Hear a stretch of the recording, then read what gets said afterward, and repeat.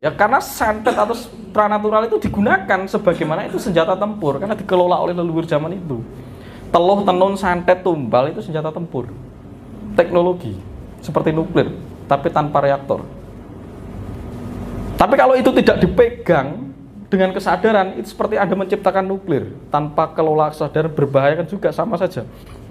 Nah, yang salah itu santet itu disalahgunakan untuk nyantet rebut warisan, kan? Urus-urusan perut lagi, bukan untuk pengamanan dan perlindungan atau menegaskan integritas.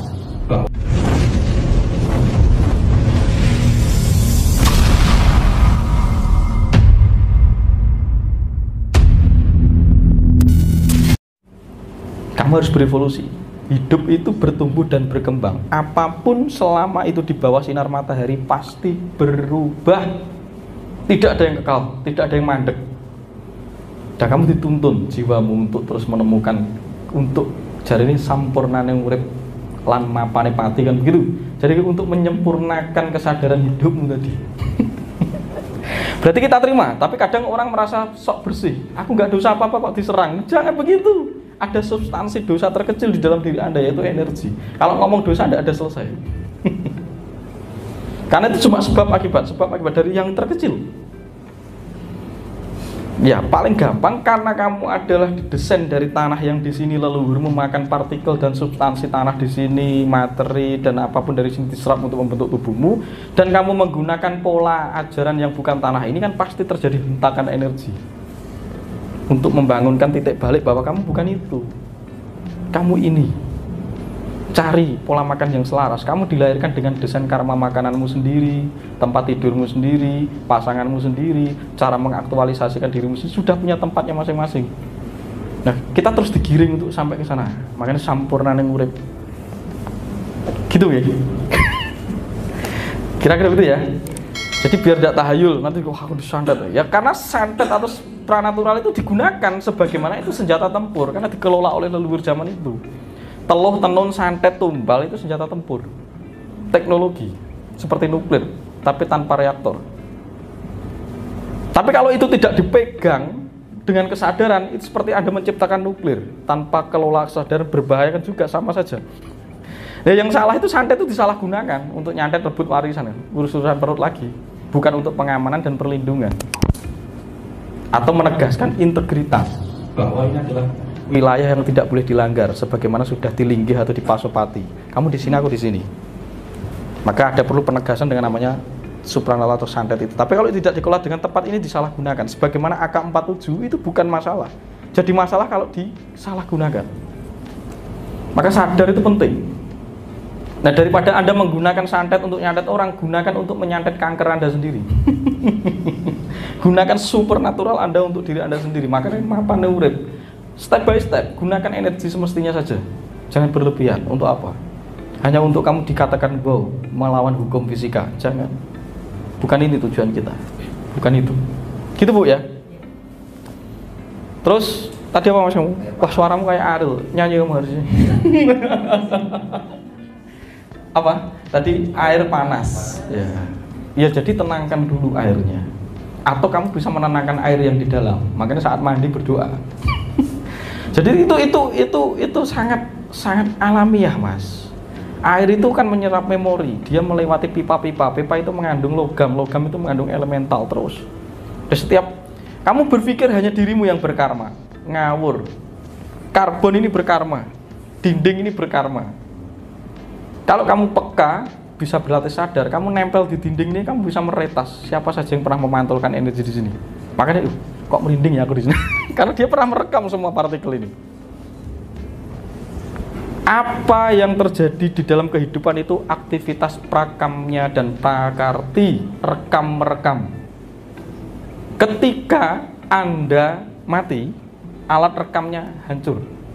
Tapi apa yang direkam masih. Tapi ketika nanti Anda terlahir kembali, terikat oleh susunan partikel dan membentuk sel, membentuk tubuh Anda, alat rekamnya muncul.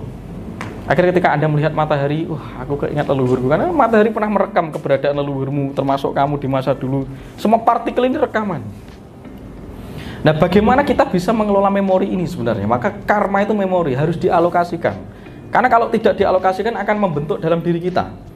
Ketika memori kita ada di otak, otak terpenuhi, dia akan membentuk memori di tubuh. Tubuh yang melebihi kapasitas banyak pikiran akan membentuk sel kanker, karena akan membentuk sel baru. Dan akhirnya meledak, karena kepenuhan memori. Rilis memorinya. Kesadaran itu berlatih merilis memori, mengalokasikan, menata aktivitas rekam-rekam memori. Nah, air melewati pipa, ya tentunya Anda harus sadar, harus tahu bahwa itu sifat alamiah. Bukan berarti kita mengubah itu, tapi memperlakukan itu. Ya, memperlakukan bagaimana kita harus mengendalikan diri kita agar bisa meruat dan merawat si air ini tadi. Ya sudah, mulai sekarang kamu sudah berada di dalam karma kolektif, hidup di kota dengan dinamikanya seperti itu, tidak seperti saya. Makanya berkarma yang baik ya. Tidak. Jadi memang itu karmamu. Kita harus sadar bahwa ini karma kita secara kolektif. Ya sudah, kita berisiko di kota, bukan berarti tidak ada treatment atau perlakuan. Maka pentingnya sadar. Ya, kalau mau mandi, kamu yang tepuk hatimu. Sabda. Memori air yang terpaksa keluar dan aku bikin mandi, misal begitu, tidak mempengaruhi memori yang ada di dalam darah dan seluruh tubuhku. Engsun jumeneng, ya gitu. Jadi airnya ditenang gitu ketika kamu mandi. Atau kalau memang itu untuk minum, ya didiamkan dulu atau didoai dulu. Kamu mantra, kamu tiup. Tenang, kamu tidak bersinergi ketika masuk ke dalam tubuhku. Kamu tidak menggangguku. Kamu akan membentuk keselarasan. Itu juga bisa kamu mulai dari pola makan. Amati kalau kamu belum sadar. Kasih jeda. Ketika kamu memakan sesuatu dan aku belum tahu ya Mas, ini makanannya selaras enggak? Gampang caranya. Kasih jeda, makan. Setelah makan itu kamu makan 5 menit atau 10 menit selanjutnya menimbulkan kamu semakin ngantuk, tidak selaras berarti. Tapi kalau meliburkan kamu tenang, lebih sadar, lincah dan aktif, selaras berarti. Tapi ketika kamu makan itu kok bikin ngantuk, tidur malah gitu, tidak selaras, jangan dilanjutkan. Tubuh menginstruksi bahwa makan itu tidak baik untuk kamu, itu bukan desain karmamu. Ngerti ya? Jadi kasih desain eling lan waspada itu dimulai dari situ juga. Kalau kamu belum bisa terlatih untuk ngerti ini cocok nggak, sentuh tangan, kalau tangan nggak bisa ngerasakan, langsung dimasukkan ke tubuh, tunggu 5 menit 10 menit. Ketika makan itu hanya membuat kamu loyo, ngelokro, aras-arasan begitu, jangan dilanjutkan. Jangan dilanjutkan. Berarti makanan itu tidak didesain untuk kamu. Oke? Nanti terus diling-iling. Soalnya aku makan ini kita agak cocok. Dah, kamu punya desain sendiri. Gak usah nunggu treatment dokter. Bu, kamu diabetes, kamu gak boleh makan. Gak usah. Tanya kepada dirimu yang paling jujur. Dokter tidak merasakan apa yang kamu alami. Tapi kamu selalu membawa dirimu ke dokter. Tidak ada orang lain yang menyembuhkan. Atau nanti pangusadan itu harus mengalami reinterpretasi ya Pak. Pangusadan itu berarti menunjukkan cara-cara kiat-kiat untuk self healing. Self healing. Ya, menunjukkan seperti ini, pola-pola seperti ini. Terus jenengan bagaimana ibu yang sudah pikun? Sekali lagi karma. Anda tidak bisa merubah keadaan, tapi Anda bisa menjaga, mengelola keadaan itu. Berarti juga ada karma Anda yang terkait dengan ibu, ada karma ibu terkait dengan sakit dan masa tuanya yang seperti itu. Anda yang sibuk mengurusi tanggung jawab Anda, karena kita sedang bareng-bareng secara kolektif. Karma kolektif. Maka apa katanya Dante Alighieri itu apa Mas? Kalau krisis moral tapi kita tetap berdiam diri, maka itu adalah dosa terbesar. Ya, saat terjadi kekacauan kita berdiam diri, kita memprogram kekacauan massal. Ketika memprogram kekacauan massal, tetap ada implikasi terhadap kita. Karena partikel yang dia makan, yang ada di dalam tubuhnya sama seperti yang kita makan. Ketika nanti kita mati bareng-bareng, kita mendidik bangkai orang-orang yang bodoh akan melahirkan generasi yang bodoh lagi. Karena dia memakai substansi tanah yang terurai dari bangkaimu. Dan itu karma. Nah ketika seperti ini, energi yang hanya bisa Anda lakukan pemberkati dan sadari ada peran apa, ada pesan apa. Berarti itu juga menjadi pendidikan Anda, karena jiwa Anda juga harus telaten dan sabar. Sebagaimana Anda dilatih untuk telaten dan sabar merawat dan meruat objek di luar diri Anda, sebagaimana itu untuk menata diri Anda juga agar matang jiwanya. Karena ketika tidak ditempa dengan seperti itu, Anda tidak mungkin berevolusi. Anda tidak mungkin mencari saya dan pencerahan seperti ini. Karena dengan ditempa dengan dinamika tertrigger, Anda akan selalu mencari untuk memperbarui dan menyempurnakan jalan hidup Anda. Dimulai dari sakit, dinamika keluarga, krisis kehidupan, macam-macam. Jadi banyak murid-murid saya itu yang pembisnis gagal, macam-macam. Bersyukurlah, karena kamu di-trigger untuk mencari jalan pencerahan. Berarti sedang dipanggil ke sini. Baru nanti kalau sudah ilmu selesai, sudah tahu cara mengelolanya, kembali lagi berbisnis. Atau ditanya, kamu juga pembisnis, kamu seharusnya perannya di sini. Macam-macam, sangat kompleks. Inilah keterkoneksian atau komunikasi. Karena kita bertemu karena karma. Saat frekuensinya nyambung sudah ketemu. Saat Anda mengalami dinamika seperti itu, Anda mencari. Nah sekarang Anda jawab, ya sudah, Anda tidak perlu melekat dan mendramatisir. Hidup sudah drama, jangan ditambah dramatisir. Kadang kita mendidik anak, mendidik orang itu terlalu mendramatisir dengan orang. Jangan mendramatisir. Melo-melo, wah seakan-akan aku korban, ini susah. Jangan begitu. Ajak madep-madep saja, sudah tak terima tatak, begitu loh. Hidup sudah drama, jangan didramatisir. Yang bikin masalah ya diri Anda sendiri. Karena sebenarnya bukan berat ibu Anda yang sakit, tapi berat emosi ketidakterimaan Anda. Terima dulu. Masuk kepada penerimaan dulu, nerimo pantum dulu. Tidak semua orang mendapat guru seperti Anda ketika menghadapi orang tua yang sakit. Itu justru profesor tingkat tinggi tidak ada di dalam universitas. Karena Anda bisa mengajukan kuliah tertinggi dengan menemui dosen yang paling jenius, tapi tidak menemukan orang yang seperti itu. Itu justru guru Anda. Nah, Anda benar-benar dididik untuk bisa memahami situasi yang ada. Tidak mudah. Universitas sekarang kita tidak diajari problem solver, tidak diajari laku. Justru ketika berada di dinamika kehidupan Anda sendiri, Anda dididik laku, problem solver. Anda dididik untuk menjadi tangguh. Ya jadi satrio. Perang dulu dalam lingkungan terdekat, kantor, teman kerja, apa, dengan segala pergumulan dinamika itu akan membentuk desain Anda, akan membentuk kehidupan Anda yang terus bertumbuh dan berkembang. Pilihannya bertumbuh dan berkembang atau berhenti. Kalau saya milih bertumbuh dan berkembang, karena urip sak dermo nglakoni. Hidup itu hanya melaku, jalan. Jangan mandek. Tubuh kalau diajak mandek hancur. Nah, mulai sekarang tubuh digunakan sesuai kebutuhannya, harus diaktivitaskan ya. Jadi ketika kita sudah nggak banyak jalan, nggak banyak bergerak, nggak banyak ini, justru kamu mencari ketidaksehatanmu sendiri.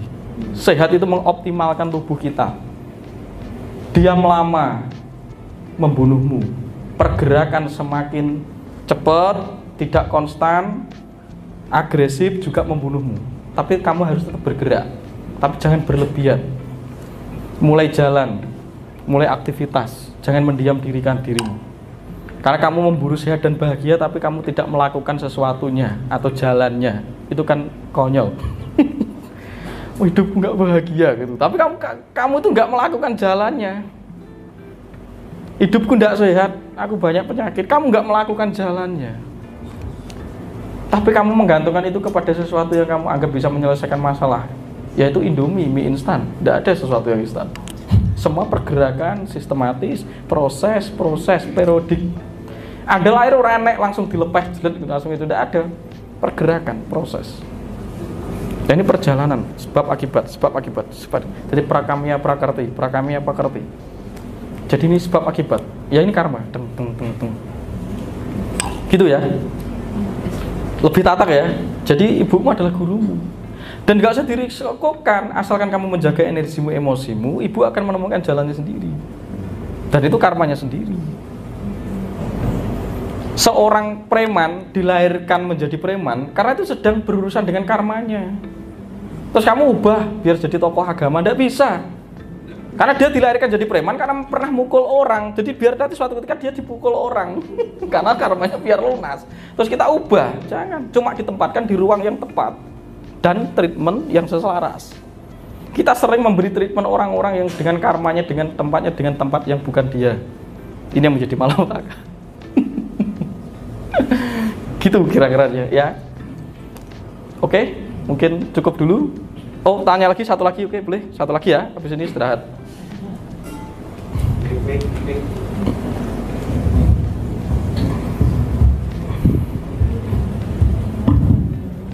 Terima kasih. Assalamualaikum warahmatullahi wabarakatuh. Waalaikumsalam. Saya orang Jawa Yeah. dan kebetulan juga Islam. Tapi sebagai orang Jawa, saya merasa belum Jawani. Dan sebagai orang Islam, mungkin saya juga masih perlu banyak belajar secara Islam. Kenapa saya menyampaikan ini tadi karena mungkin ada, setelah dijelaskan oleh Mas Tunjung, sebelumnya ini ada beberapa kesalahpahaman saya justru dengan Jawa itu, yang tadi mungkin ada klinik, ada itu yang kita terima kan yang sering seperti itu.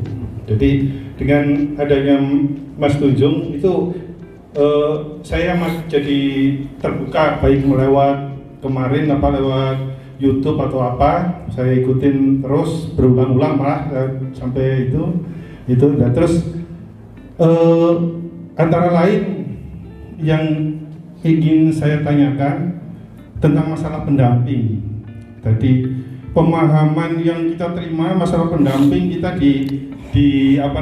oleh sosok kayak gitu ya, oleh sosok yang seperti ini, dan mungkin ada orang yang menyampaikan ke saya, kamu pendampingnya ini seperti ini kayak gitu. Dan apa yang disampaikan Mas Tuyung tadi, saya justru bisa lebih menerima, katakanlah bahwa pendampingnya itu ada di telinga, ada di mulut, ada di hidung, ada di ini.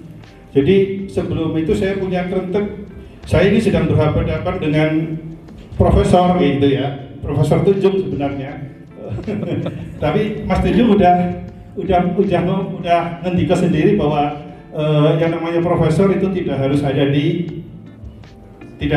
kampus-kampus, tapi bisa di mana-mana. Itu yang satu. Kedua, kalau kita belajar dari buku sejarah bahwa masa sejarah dan prasejarah itu kan ditandai dengan adanya tulisan atau aksara. Tadi di awal Mas Tunjung menyampaikan bahwa Jawa itu telah mengenal aksara, yaitu yang 10 yang tan ing engkong apa itu nah itu kita bisa dapatkan, katakanlah itu sebagai bagian dari sejarah Jawa itu dari mana? Itu maksudnya itu bisa terdapatkan ke kita, mendapatkan itu dari tulisan apa itu. Jadi itu saya kira yang ingin saya tanyakan. Terima kasih. Oke, itu saya jawab. Bagaimana soal Jawa dan urusan selama ini yang digugon-gugonkan sebagai pendamping. Semua berawal dari supiyah atau pikiran Anda sendiri atau ide. Karena itu yang bisa mencipta, memproyeksi, mentransfer, menginskripsi, kan itu bahasa sainsnya gitu. Karena penyosokan itu hanya kodifikasi. Karena kita ingat bahwa jika orang belum memiliki mental yang matang, masih dipengaruhi oleh pikiran yang kesana kemari atau seperti kera yang loncat kesana kemari, dia butuh kemantapan. Karena sekali lagi manusia itu takut sendiri. Semenjak dia turun dari Jonggring Saloko menuju Ngarcopodo ini, takut sendiri. Maka dia akan berkoloni. Nah, ketika berkoloni tidak mendapatkan kepuasan dan kemantapan, dia mengakui sosok yang ada di sekelilingnya. Dengan menyosokkan sesuatu atau energi, dia merasa safe. Karena dasar kebutuhan manusia pertama adalah aman, nyaman, baru mantep. Kalau Anda berbeda ke sini, jika juga mengaku karena pikiran stres, itu tentunya berbeda. Langkah Anda semakin berat dan tidak bagus. Tapi ketika kakang kawah hadiah dari lindungun aku sampai teko kono, yuk Anda mantep karena Anda menyebut, Anda merasa aku didampingi. Dan itu kehebatan leluhur. Ketika Anda berada dalam kemantapan, tentunya energi yang ketarik di area Anda adalah energi yang sesuai itu. Maka yang mendampingi wujudnya energi. Dan energi itu tervibrasi dari seluruh bentuk-bentuk tubuh Anda, itu juga memandarkan vibrasi energi. Ketika Anda sebut, maka orang Jawa bilang, susunan apapun di jagat raya ini, orang Jawa tidak pernah menganggap itu benda, tapi saudara. Maka diberi nama-nama. Termasuk jantung itu diberi Kakang Mahameru begitu, karena itu dianggap sedulurnya dia. Karena dulurnya yang dianggap di luarnya itu sering utang tok. Jadi sedulur yang paling jujur ya jantung itu, yang paling dekat begitu. Karena merasa di luar itu sudah tidak safe, tidak mengamankan keuangan saya ini. Jadi akhirnya menganggap apapun dulur, saudara. Maka disebut pendamping. Lah kalau Anda tidak didampingi itu dari mana? Terus Anda didampingi leluhur, betul, karena lidah Anda itu lidah mbahmu. Melalui darah, sumsum, DNA, RNA turun ke situ, membentuk kita. Dan itu ya hidup dalam kuasanya masing-masing. Jadi ada pangrungune kamu pinjem, paningale kamu pinjem, pangrosone kamu pinjem, kan itu ngerakit kita itu. Nah itu mendampingi kita tuh secara tidak langsung. Nah, itulah sebenarnya yang disebut pendamping. Akhirnya ada kakang kawah dari nyatanya juga mendampingi kita, tidak terpisah walaupun bentuknya sudah tidak ada, didampingi. Karena menjadi perangkat tubuh kita. Kalau kita bisa mengakses itu, ya itu pendamping kita. Karena kalau kita tidak kelola, dia mengganggu kita. Begitu. Maka ada tradisi karena leluhur itu sangat halus, tidak hanya bersifat aksara, tapi diwujudkan menjadi sajen. Nah, sajen itu media komunikasi untuk meningkatkan kemantapan mental dan berpikirnya biar mantap. Ketika itu mantap, energi yang dipantulkan adalah energi kekuatan, energi daya yang menyelaraskan. Karena untuk mencapai spiritual harus mentalnya matang dulu. Maka zaman dulu dididik di kuburan, ngambil sabuk, dididik mental harus selesai dulu. Kalau mental belum selesai, ini gentayangan, ini jadinya tahayulisme, jadinya okultisme berlebihan. Akhirnya kita membuat bangsa kita ya seperti ini akhirnya, karena diri kita sendiri yang menyebabkan secara bareng-bareng. Nah, maka kita restorasi dan reinterpretasi, rekonsiliasi ulang apa makna Jawa. Sekali lagi, Jawa bukan agama, tapi way of life, jalan hidup. Sebagaimana Islam itu jalan, bukan agama menurut saya. Islam itu berserah artinya. Jalan menuju tauhid. Nabi Muhammad itu bertauhid. Jalan dengan namanya Islam. Nah, kita juga menggunakan jalan dengan namanya Jawa. Nanti setiap suku, setiap ras mesti punya titik. Maka spiritual itu sudah tidak terkotak-kotak dalam suatu identitas tertentu. Kalau masih terkotak-kotak, berarti itu kemelekatan, itu membatasi ruang Anda. Karena Anda akhirnya menjadi sempit, kaku, angkuh, fanatik, tertutup, dan tidak menjadi makhluk being. Anda hanya menjadi makhluk mesin. Anda menjadi otomatisasi mesin yang akhirnya bisa rusak begitu saja.